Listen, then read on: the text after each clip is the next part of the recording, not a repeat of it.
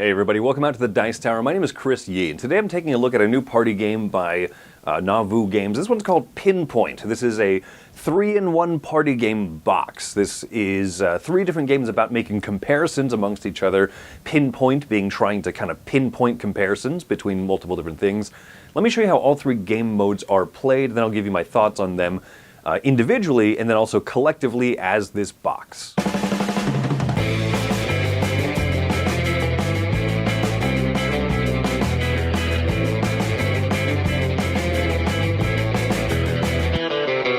Here's what comes inside the box of PinPoint. These are components used for 3 different party games. A few of the components are going to be shared in between them, but let me show you exactly what they are. There's an overview sheet here that shows you, hey, there's the rulebook for 1 to 100, 1 to 10, and then least most. I think least most is actually the most interesting of the 3, so if this one or the first 2 don't sound interesting, make sure to watch through all of them and I'll give you my thoughts, and I'm going to show you exactly how each one is set up and played. Here's the setup for 1 to 100. Players are going to each have a board here. On the double-sided board, they're going to be using the side that shows 1 and 100. Surprise! They're also each going to be dealt a secret card that's going to show them a target number they want to get their other players to guess at the table, and then a comparison card here. So if you roll the die and say that you were able to roll a 5, your comparison would be terrible website to wonderful website. So everybody can, if they want, write that reference here on the board. They don't have to. Terrible website, wonderful website. You'd roll the die again, and in this case I rolled a 3. Look at that. So I'm going to look at my card here, which is going to give me a number that I need to get the other people to guess. So I circle the 3 here. 97. I need people to guess 97 out of 100. So that's obviously going to be leaning towards great website. So I might say, dicetower.com. I'm not being self-serving at all. So dicetower.com. So someone at the table is going to guess. Well, everyone can also do this on their own. So they look at their number 3, and so they know they want to get, guess 73. This person has to make people guess 35. And so they're going to come up with their clues over here. 35, someone will say, blah, blah, blah, website. And this one person over here is going to say, 75, they're going to say Reddit, right? Or something like that. Cool. And then I said dicetower.com. So we're going to take turns then revealing. And so I will reveal mine. It's all done in secret, of course. Nobody knows what the other card numbers are. And I say dicetower.com, so we're going to take turns guessing. This person over here says dicetower.com, that's definitely 100. And this person over here doesn't know what that is, so they're going to say 62. And so whether you're playing competitive or cooperative version of 1 to 100, you'll be awarded points for getting people to guess close to your number you'll reveal. If they're within 10 numbers of your number here, then you'll get points, they'll get points for guessing it. In cooperative, you want to try and get as many points as you can going around the table. In competitive mode, you get points for guessing within the number. You get an extra point if you guess the number exactly. And so in this case, these people would score points, or cooperatively, the group is going to score a few points here. And you just kind of go around the table a few times, and then you count up your score. Now I've got set up 1 through 10. This is the second of the game modes. This one is broken up into teams. So over here on a team is Mike D and Z Garcia. Over here on my team is Chris Yee and T Vassal. No, that's too obvious. Let's keep this identity secret. Tom V.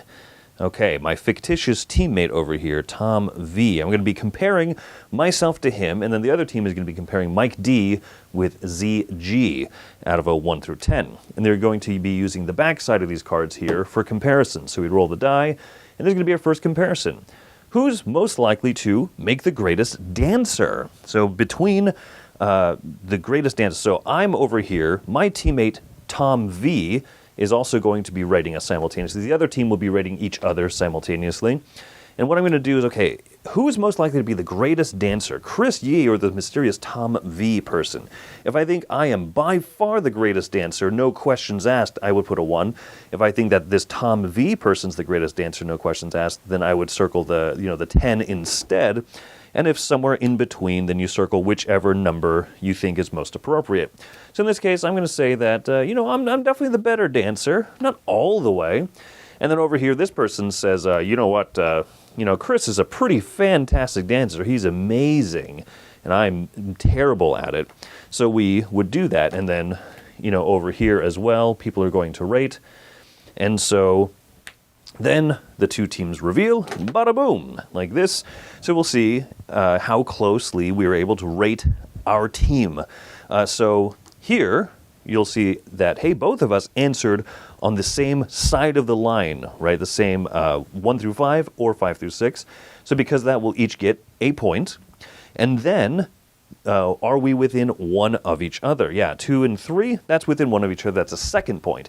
If we had both guessed the exact same number, then we would have scored a third point. So that, so for this round, 1, 2, 3 points for our team. Over here, Mike D and ZG are way out of sync with each other. Each thinks that the other is the greatest dancer in the world.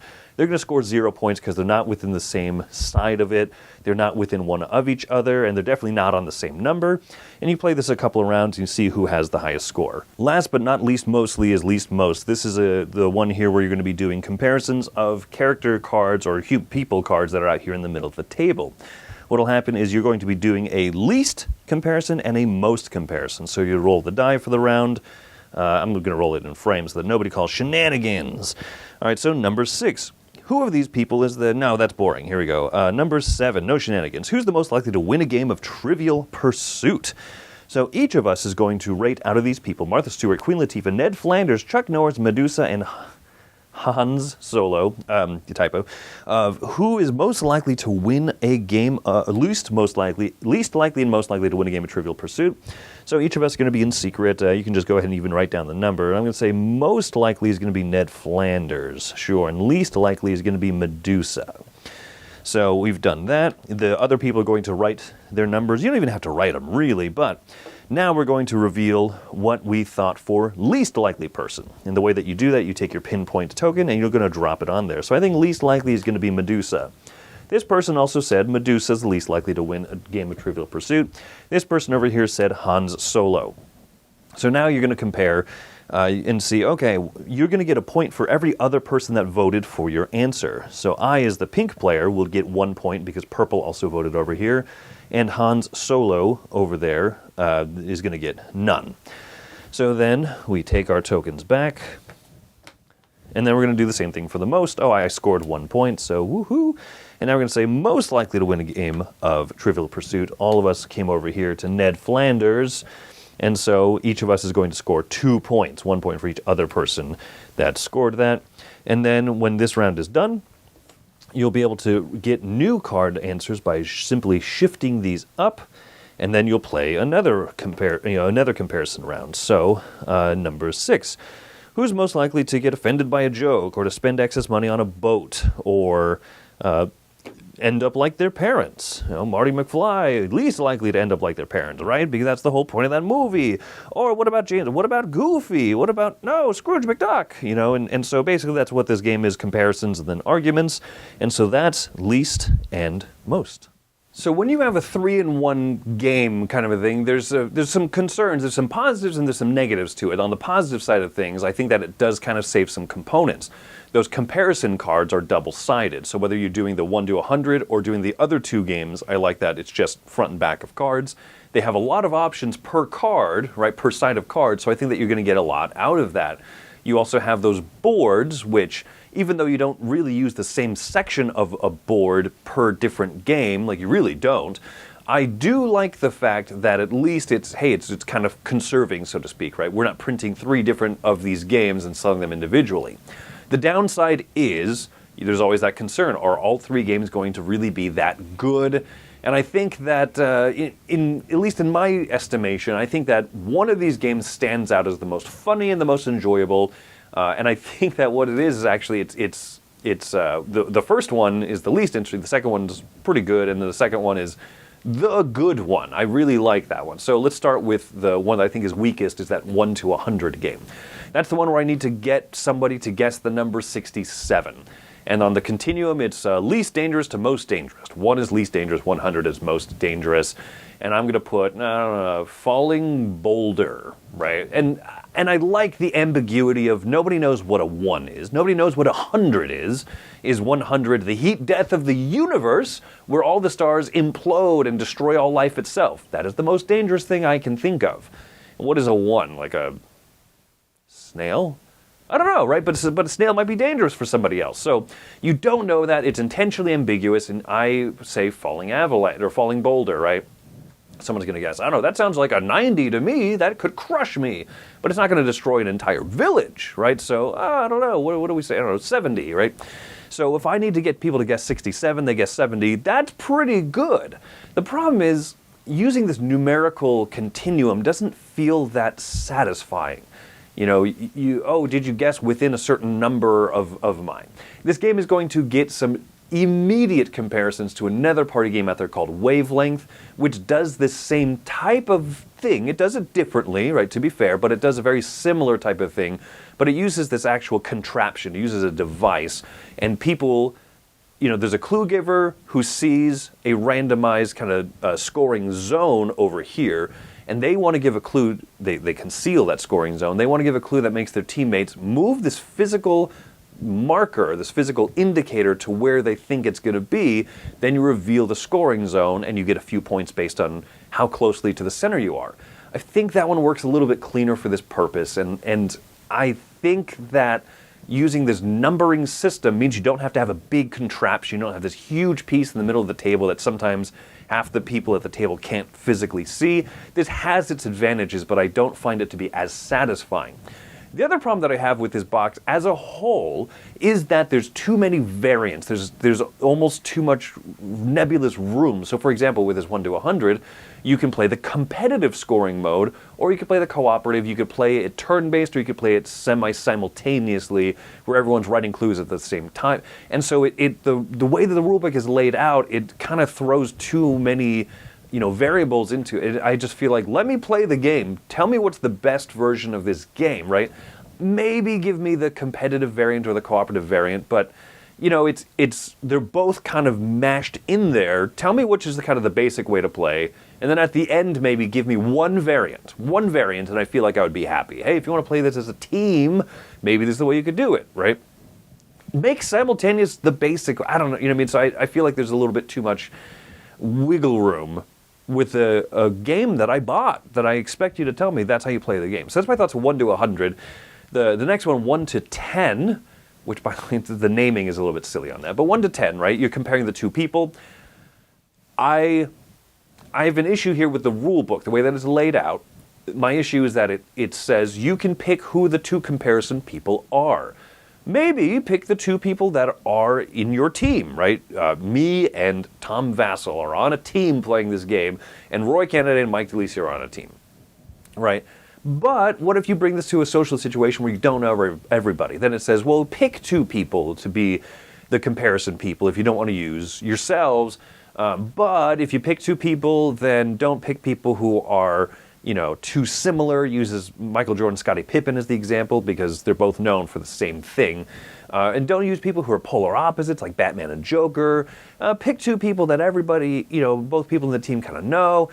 Once again, you're stretching into this kind of weird nebulous zone where you're not giving me the game to play. The game comes with those character cards that are used in the third game. Draw two character cards. Do that, right?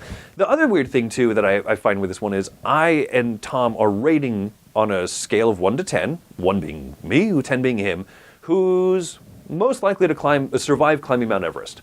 Cool, I like this part of the game. Definitely not me, but also definitely not Tom. Maybe more him than me. He's taller, he's already closer to the top of Mount Everest. I don't know. Maybe I'll do a 6. That's just barely his way, but pretty much dead center. Or should I do a 5? Maybe I would just barely edge him out, right? And then I feel like that part is neat. That's a fun little comparison. But the other weird thing I think is that Tom and I are rating each other. And then Roy and Mike's group, they're not rating us, they're rating themselves. And I feel like that doesn't lead to the fun table talk that this type of party game should have. If all of the teams around the table are rating who's going to survive Everest, Tom or me, then we reveal and he's like, oh, what? You think me? You think that lowly of me? Ah, ha, ha, ha, ha. It leads to those fun party game moments, and I feel like that's something that this one struggles with, and I would rather play it that way. Now, last. I've not said a lot of really great things about the first two modes. I think they function. I think they work. This last mode, the one that's called Least Most, where you lay out the 6 character cards on the table, this one impresses me. This is the game of the 3 that this box, I think, should lead out with. That should be the game here. It's the standout because it's really quick. The setup is cool. I like the double-sided card, the top and the bottom cards. When you're done with that, you take those little bars off, you flip them over, and you've got another set of 6. And then you slide the bars, you've got another set of 6. With one little bit of setup, you've got 4 rounds of the game already ready to go. I think that's really smart. That's a great use of components. The people on the cards they're varied. They're all over the place. Ned Flanders, Queen Latifah, Gandhi, and then Scrooge McDuck, right? Fantastic swath of characters to pick from and make these ridiculous comparisons. Which one of these is most likely to buy a bumper sticker? I don't know these people very well, so I have to make some weird judgment calls here. That's really fun. And I like that you do least and that you do a most rating. You do that at the same time, and then you reveal them and score them. That does a lot of game within a short amount of time. And I think that's my other issue with the other 2 games in here, is that they take time, and then you do a little comparison, and then you, okay, next round, and you go through the time of the, each round's setup, so to speak. And it doesn't lead to that much punchiness, a lot of funniness in a short amount of time. This mode, the least most one, is the one that I've laughed the most at. I've had the most, I've had the most interesting, disagreements with people at the table. We've laughed. We've said, how could you dare pick that one? Oh, 5 people picked this one and 1 person picked that one. Ha ha ha! That's what you should be able to get from these games. This one does it. So, if I had to rate the games individually, then that's the standout. The least most one is definitely the one that carries this box. As a whole, I think this box is fine. I see reasons why they might have published all 3 together. I think that least most is the one, like I said, that carries it. I'm going to rate this box overall a 7.5. I like that least most by far the most. That's the only one I think I'm really going to elect to choose or elect to teach to people. I think that's the one that I'm impressed with. The rest of the box is okay, sometimes derivative. None of these really stand out as incredibly unique, but I like it. So if you're looking for if you're looking for something like this that fits a purpose that you have, and maybe one of those other 2 games is going to be the hit for your group. Maybe it's a good thing that there's 3 in 1 because maybe everyone's going to disagree with what I think is the best one. You'll like a different one.